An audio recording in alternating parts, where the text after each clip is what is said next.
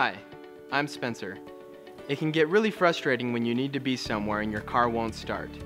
There are several possible reasons your engine is having issues turning over. The battery might be dead or have battery corrosion. You may have a bad ignition switch or bad starter connection.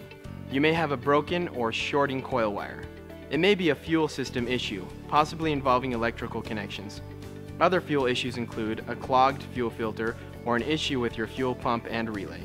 You might have a loose starter, faulty cold start valve, bad injectors, chipped flywheel or ring gear, or bad engine control unit or mass airflow sensor. Your best bet at solving the problem is taking it into your nearest service station and having the car diagnosed and set straight, so you don't have to worry about whether or not your car needs a jump start in the morning.